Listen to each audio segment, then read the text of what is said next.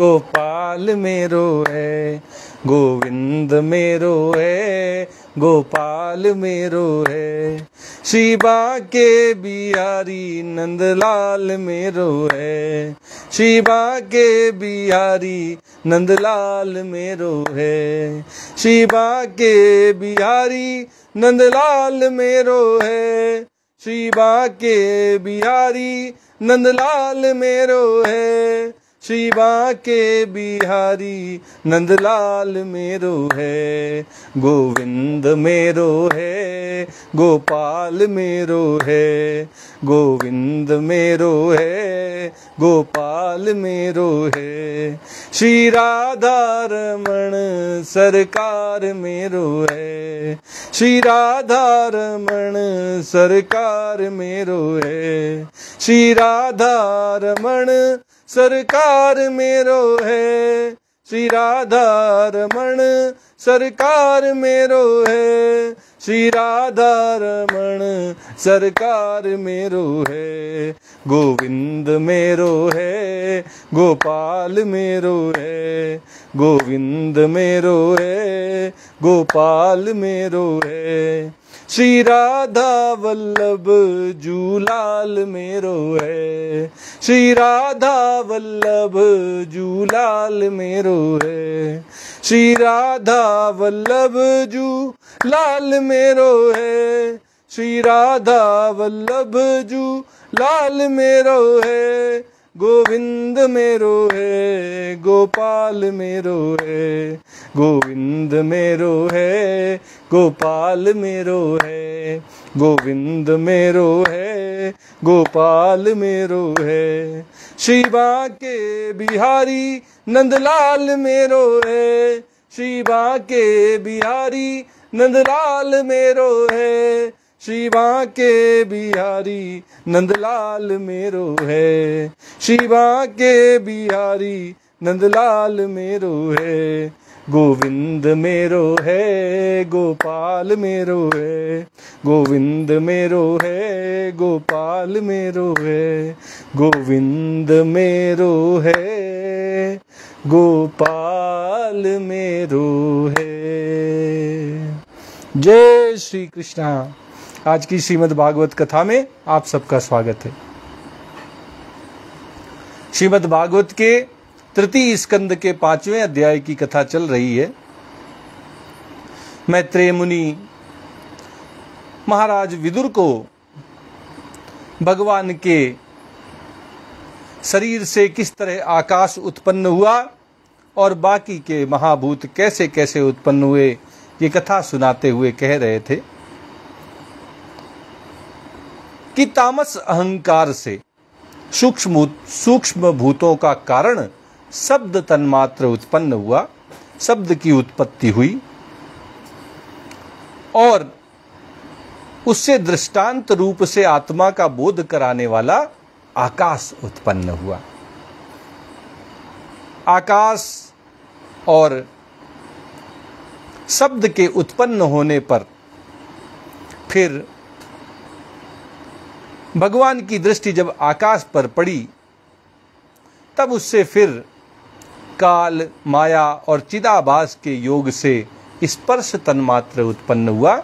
स्पर्श की जो शक्ति है वह उत्पन्न हुई और उसके विकृत होने पर उससे वायु की उत्पत्ति हुई। आकाश, उसके बाद वायु, शब्द, उसके बाद स्पर्श की उत्पत्ति हुई। इनसे फिर आगे के महातत्व की उत्पत्ति होती है। अत्यंत बलवान वायु ने आकाश के सहित विकृत होकर रूप तन्मात्र की रचना की। रूप तन्मात्रा उत्पन्न हो गई और उससे संसार का प्रकाशक तेज उत्पन्न हो गया। अग्नि की उत्पत्ति हो गई, प्रकाश की उत्पत्ति हो गई। अग्नि, प्रकाश, तेज और वायु की उत्पत्ति इस तरह होती है। रूप की उत्पत्ति होती है, तेज की उत्पत्ति होती है। फिर परमात्मा की दृष्टि पड़ने पर वायु युक्त तेज ने काल, माया और चिदंश के योग से विकृत होकर रस को उत्पन्न किया। रस तन्मात्रा उत्पन्न हो गई और रस तन्मात्र का जो कार्य है जल, वह भी उत्पन्न हो गया। इसके बाद तेज से युक्त जल ने ब्रह्म का दृष्टिपात होने पर काल, माया और चिदंश के योग से गंध गुणमयी पृथ्वी को उत्पन्न कर दिया। इस तरह पृथ्वी उत्पन्न होते ही पांचों तत्व आकाश, वायु, अग्नि, जल और पृथ्वी की उत्पत्ति हुई। इसके साथ साथ शब्द, स्पर्श, रूप, रस और गंध, ये पांचों भी उत्पन्न हो गए। आगे की कथा कहते हुए मैत्रेय मुनि कहते हैं, भूतानाम नभ आदीनाम यद्यद् भव्यावरावरम तेषां परानुसंसर्गात् यथा संख्यम गुणान विदुः। मैत्रेय मुनि कहते हैं, विदुर जी, इन आकाश आदि भूतों में से जो भूत पीछे उत्पन्न हुए, उनमें क्रमशः अपने पूर्व भूतों के गुण भी अनुगत समझने चाहिए। बीज एक पीढ़ी से दूसरी पीढ़ी तक पहुंच जाता है, ऐसे ही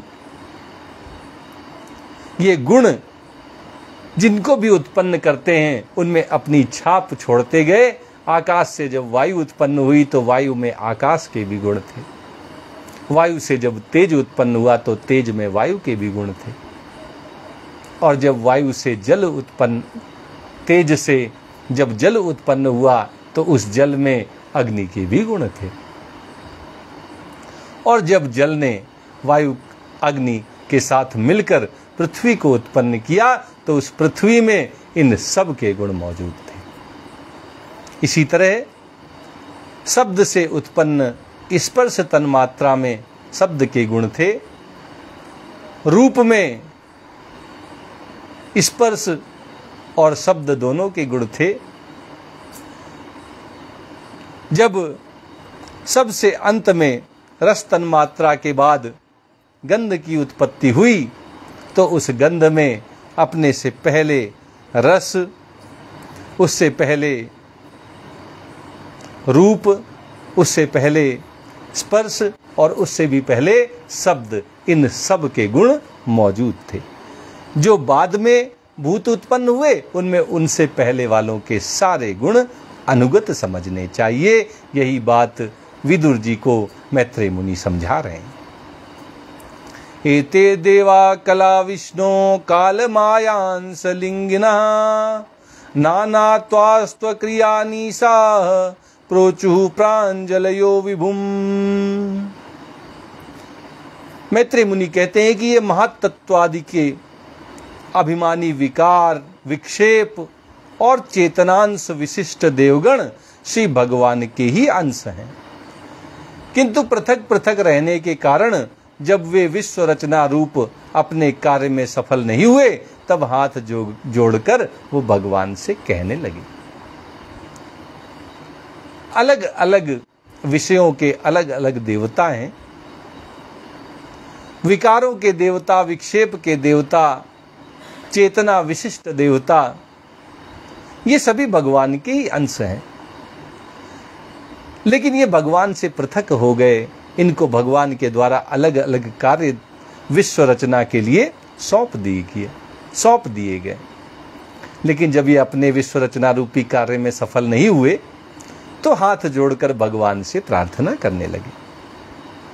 देवता क्या प्रार्थना भगवान श्री कृष्ण से कर रहे हैं? देवा उचुहु, देवता बोले, नमाम ते देव पदारविंदम प्रपन्नतापोपसमात पत्रम यन्मूल केतायतयोंजसोरु संसार दुखम बहिरुच्छिपन्ति। देवता बोले, भगवान, हम आपके चरण कमलों की वंदना करते हैं। ये अपनी शरण में आए हुए जीवों का ताप दूर करने के लिए छत्र के समान है। जैसे कितनी भी धूप हो, कितनी भी बारिश हो रही हो, अगर किसी के पास छाता है तो वो बारिश से भी बच जाता है और धूप से भी, उसका जो धूप की तपन है इससे भी वो बच जाता है। यही काम भगवान की कृपा करती है। भगवान के जो भी शरण में आने वाले जीव होते हैं उनका सारा ताप भगवान उसी छत्र के समान दूर कर देते हैं। देवता कहते हैं कि इसका आश्रय लेने से यति जन अनंत संसार दुख को सुगमता से ही दूर फेंक देते हैं। भगवान के शरणागति लेकर भगवान के चरणों को अपना आश्रय बनाकर यतन करने वाले यति लोग अनंत संसार दुख को, ये संसार दुखालय कहा जाता है, दुखों का घर कहा जाता है, इस दुखालय को बड़ी सुगमता से यति लोग पार कर जाते हैं। और इसके पीछे जो कारण है वो केवल और केवल भगवान के श्री चरणों की वंदना है। धातर्यदस्मिन् भव ईशा जीवा सतापात्र येणोपहता न शर्म आत्मन लभन्ते भगवंस्तवांघ्रीच छायाम सविद्या मत आश्रयेम। देवता कहते हैं, हे जगत कर्ता, हे जगदीश्वर, इस संसार में तापत्रय से व्याकुल रहने के कारण जीवों को जरा भी शांति नहीं मिलती। ये तापत्रय क्या है? 3 तरह के ताप हैं जो इस संसार में सभी प्राणियों को तपाते रहते हैं, उनको दुख कष्ट देते रहते हैं। दैहिक, दैविक और भौतिक, ये 3 तरह के ताप होते हैं। इनसे व्याकुल रहने के कारण जीवों को जरा सी भी शांति नहीं प्राप्त होती। देवता कहते हैं, इसीलिए भगवान हम आपके चरणों की ज्ञानमयी छाया का आश्रय लेते हैं। इन दुखों से पार होने की, इस अशांति को, कष्ट को, इन परेशानियों को दूर करने की क्षमता हम में नहीं है, इसलिए हमने एक रास्ता निकाल लिया है। हम आपके चरणों की ज्ञानमयी छाया का आश्रय ले लेते हैं और हम इन सब से मुक्त हो जाते हैं। इतनी आनंदमयी छाया से युक्त भगवान के ये ज्ञानमयी चरण हैं, इनकी शरण में आ जाने पर ये तीनों ताप, दैहिक, दैविक और भौतिक, ये किसी को परेशान नहीं कर पाते। ये दुख, ये परेशानियां, ये किसी की शाश्वत शांति को छीन नहीं पाती।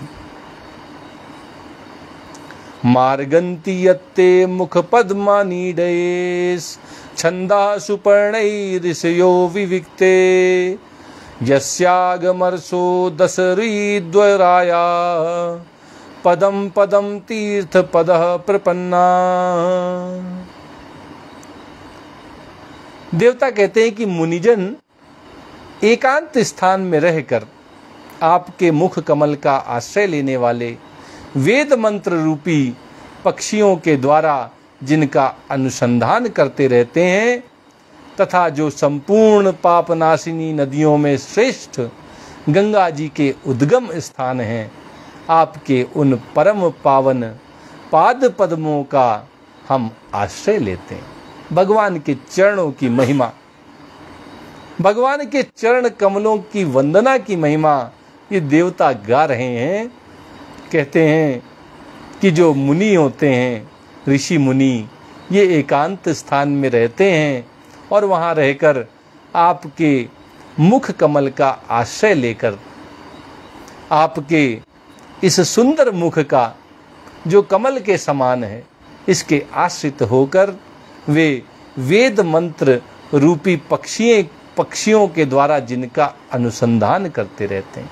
ये वेद के मंत्र पक्षियों के समान हैं और इनके द्वारा वे ऋषि मुनि आपके मुख कमल का अनुसंधान करते रहते हैं तथा जो संपूर्ण पापनाशिनी नदियों में श्रेष्ठ गंगा जी के उद्गम स्थान है। गंगा जी का उद्गम स्थान क्या है? गंगा भगवान भोलेनाथ के जटाओं से निकली हैं और वही गंगा भगवान श्री कृष्ण की चरणों से निकली है। मां गंगा का उद्गम स्थान भगवान श्री कृष्ण के चरण हैं। देवता कहते हैं कि जिन गंगा जी से सारे पापों का नाश हो जाता है, संपूर्ण पापों का नाश करने वाली हैं, वे भगवान के ही चरणों से निकलती हैं। उनमें जो पाप को नाश करने की क्षमता है, ये इसलिए आई है क्योंकि उन्होंने भगवान के चरणों का स्पर्श किया है, भगवान के चरणों का आश्रय लिया है। और इसीलिए सारे देवता भगवान के उन पाद पद्मों का, उन भगवान के चरण कमलों का आश्रय लेने के लिए तैयार हैं। कहते हैं हम आपके इन चरणों का आश्रय लेते हैं। यत् श्रद्धया श्रुतवत्या च भक्त्या समृज्यमाने हृदये भदाय ज्ञानेन वैराग्य बलेन धीरा व्रजेम तत्तेंग्रि सरोज पीठम। देवता कहते हैं कि हम आपके चरण कमलों की उस चौकी का आश्रय ग्रहण करते हैं जिसे भक्तजन श्रद्धा और श्रवण कीर्तन आदि रूपी भक्ति से परिमार्जित अंतःकरण में धारण करके वैराग्य पुष्ट ज्ञान के द्वारा परम धीर हो जाते हैं। धैर्य ये जीवन की सबसे बड़ी उपलब्धि है। जिसके अंदर धीरता का गुण आ जाए, जो धैर्य को धारण करना सीख जाए, उसमें सारे गुण अपने आप आ जाते हैं। वास्तव में हम अध्यात्म के मार्ग से भी अपने को परम धीर बनाने का ही प्रयास करते हैं। और इसके लिए जो हम साधन चुनते हैं, उस साधन का जो लक्ष्य है वो भी हमें यही धैर्य प्रदान करना, हमें परम धीर बनाना होता है। और इसको प्राप्त करने का एक सरल सुगम उपाय भगवान के चरण कमलों का आश्रय लेना है। देवता भी भगवान के चरण कमलों का आश्रय लेते हैं और कहते हैं कि भक्तजन श्रद्धा और श्रवण कीर्तन आदि रूपी भक्ति से अपने अंतःकरण को साफ सुथरा कर देते हैं, परिमार्जन कर देते हैं। इसका अंतःकरण को शुद्ध करने के लिए भक्तजन श्रद्धा और भक्ति के साथ भगवान की लीलाओं का, कथाओं का, भगवान के गुणों का श्रवण करते हैं, कीर्तन करते हैं और धीरे धीरे उनका अंतःकरण साफ सुथरा निर्मल हो जाता है। फिर उस निर्मल अंतःकरण में वैराग्य पुष्ट ज्ञान, अगर ज्ञान है और वैराग्य उत्पन्न नहीं हो रहा है तो वो ज्ञान किसी काम का नहीं है, वो केवल किताबी ज्ञान है।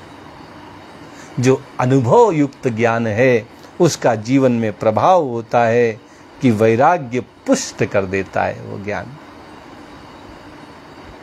जो अपरोक्ष ज्ञान है, जिसका अनुभव होता है, उसके द्वारा वैराग्य पुष्ट होता है, वैराग्यवान व्यक्ति हो जाता है। और जब व्यक्ति वैराग्य पुष्ट ज्ञान को अपने जीवन में हर क्षेत्र में लागू करता है तो वह धीर देखते ही देखते परम धीर हो जाता है, धैर्यता का गुण उसमें उत्पन्न हो जाता है। विश्वस्य जन्म स्थिति संयमार्थे कृतावतारस्य पदाम्बुजं ते व्रजेम सर्वे शरणं यदीश स्मृतं प्रयच्छत्यभयं स्वपुंसाम्।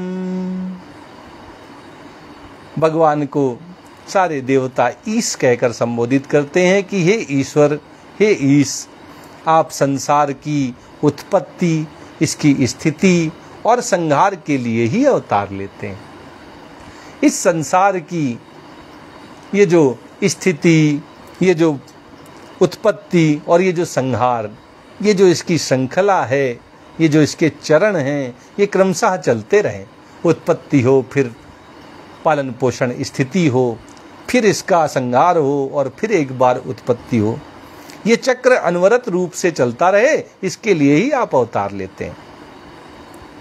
अतः हम सब आपके उन चरण कमलों की शरण लेते हैं जो अपना स्मरण करने वाले भक्तों को अभय कर देते हैं। ये संसार में स्थिति बनी रहे ना बनी रहे, ये उत्पत्ति हो ना हो, ये संहार हो या ना हो, इसका कोई प्रभाव भक्तों के ऊपर नहीं पड़ता। उनके नजर में तो भगवान की लीला है जो चलती रहती है, और इसलिए वे कभी भी भयभीत नहीं होते, मृत्यु का भी भय वो नहीं खाते। भगवान के चरण कमलों का आश्रय लेने से व्यक्ति अभय हो जाता है, उसका भय सर्वथा दूर हो जाता है। केवल भगवान का स्मरण करने से, उनके चरण कमलों का आश्रय लेने से ही व्यक्ति भय को भी भयभीत करने वाला हो जाता है, वो अभय हो जाता है। यत्सानुबंधे सति देह गेहे ममाहमित्यूढ दुराग्रहाणाम पुंसाम सुदूरम वसतोपि पुर्याम भजेम तत्ते भगवन् पदाब्जम। देवता भगवान श्री कृष्ण से कहते हैं कि जिन पुरुषों का देह, गेह तथा उनसे संबंध रखने वाले अन्य तुच्छ पदार्थों में अहंता, ममता का दृढ़ दुराग्रह है, उनके शरीर में आपके अंतर्यामी रूप से रहने पर भी जो अत्यंत दूर हैं, उन्हीं आपके चरणाविंदों को हम भजते हैं। बहुत सारे मनुष्य हैं जिन्होंने इस अति दुर्लभ मनुष्य देह को तो प्राप्त कर लिया, लेकिन फिर भी अहंता, ममता, इन सब के चक्कर में पड़कर अपने जीवन के परम लक्ष्य परम पिता परमेश्वर भगवान श्री कृष्ण को ही भूल गए। उनके चरणों पर उनका अब तक अनुराग नहीं हुआ, उनके चरणों के प्रति उनमें प्रीति उत्पन्न नहीं हुई। जो भगवान की भक्ति नहीं करते, भगवान के भजन कीर्तन, भगवान की कथाओं का श्रवण नहीं करते, ऐसे देह, गेह और उनसे संबंध रखने वाले अन्य तुच्छ पदार्थों में अहंता रखने वाले, ममता रखने वाले जो दुराग्रही लोग हैं, देवता कहते हैं कि उनके शरीर में आप रहते तो अंतर्यामी रूप में हैं ही, आप तो सब में अंतर्यामी रूप में व्याप्त हैं, लेकिन होने पर भी, अति समीप होने पर भी आप उनके लिए अति दूर हो जाते हैं, आप उनसे बहुत दूर, अत्यंत दूर हैं। पास होकर भी दूर रहने वाले उन आपके चरणारविंदों को, उन चरण कमलों को हम भजते हैं, हम उन चरण कमलों का भजन करते हैं। इस तरह देवता भगवान की स्तुतियां गा रहे हैं। आज की कथा यहीं तक कही जाएगी। आइए श्रीमद् भागवत जी की आरती करते हुए कथा को यहीं विराम देते हैं।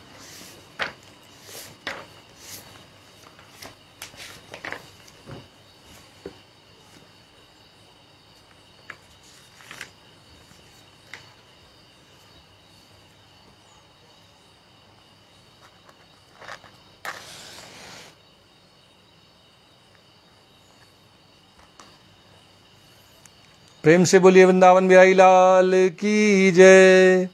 श्री भागवत भगवान की है आरती, पापियों को पाप से है तारती। श्री भागवत भगवान की है आरती, पापियों को पाप से है तारती। ये अमर ग्रंथ, ये मुक्ति पंथ, ये पंचम वेद निराला, नव ज्योति जलाने वाला। ये अमर ग्रंथ, ये मुक्ति पंथ, ये पंचम वेद निराला, नव ज्योति जलाने वाला। हरि नाम यही हरिधाम, यही हरि नाम यही हरिधाम, यही यही जग मंगल की आरती, पापियों को पाप से है तारती। श्री भागवत भगवान की है आरती, पापियों को पाप से है तारती। ये शांति गीत पावन पुनीत, पापों को मिटाने वाला, हरि दरस दिखाने वाला। ये शांति गीत पावन पुनीत, पापों को मिटाने वाला, हरि दरस दिखाने वाला। ये सुख करनी ये दुख हरनी, ये सुख करनी ये दुख हरनी। श्री मधुसूदन की आरती, पापियों को पाप से है तारती। श्री भागवत भगवान की है आरती, पापियों को पाप से है तारती। ये मधुर बोल जग फंद खोल, सन्मार्ग दिखाने वाला, बिगड़ी को बनाने वाला। ये मधुर बोल जग फंद खोल, सन्मार्ग दिखाने वाला, बिगड़ी को बनाने वाला। श्री राम यही घनश्याम यही, श्री राम यही घनश्याम यही। यही प्रभु की महिमा की आरती, पापियों को पाप से है तारती। श्री भागवत भगवान की है आरती, पापियों को पाप से है तारती। श्री भागवत भगवान की है आरती, पापियों को पाप से है तारती। प्रेम से बोलिए वृंदावन बिहारी लाल की जय, राधा रमण सरकार की जय, राधा वल्लभ लाल की जय। जय श्री कृष्णा, जय श्री